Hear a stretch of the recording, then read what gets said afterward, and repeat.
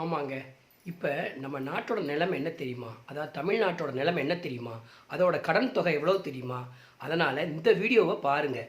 நான் போடுற வீடியோவை பாருங்கள். அதில் நீங்கள் அதை பார்த்த பிறகு உங்கள் மனநிலை எப்படி இருக்குன்னு சொல்லுங்கள். நீங்கள் இலவசம் கேட்பீங்களா அப்படிங்கிறதையும் சொல்லுங்கள். இந்த வீடியோவை பாருங்கள். தமிழ்நாட்டோட மொத்த கடன் தொகை இன்னைக்கு தேதிக்கு 10 லட்சம் கோடி.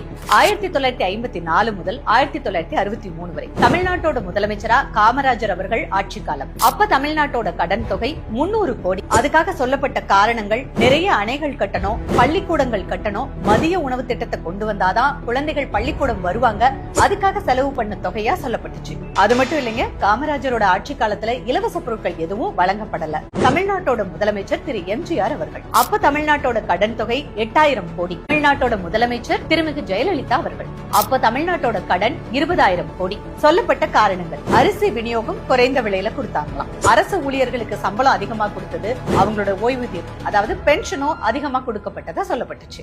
2006 முதல் 2010 வரை தமிழ்நாட்டோட முதலமைச்சர் திரு கருணாநிதி அவர்கள். தமிழ்நாட்டோட கடன் 1 லட்சம் கோடி. 2021 முதல் 2026 வரை தமிழ்நாட்டோட முதலமைச்சர் திரு ஸ்டாலின் அவர்கள். தமிழ்நாட்டோட மொத்த கடன் தொகை சுமார் 10 லட்சம் கோடி.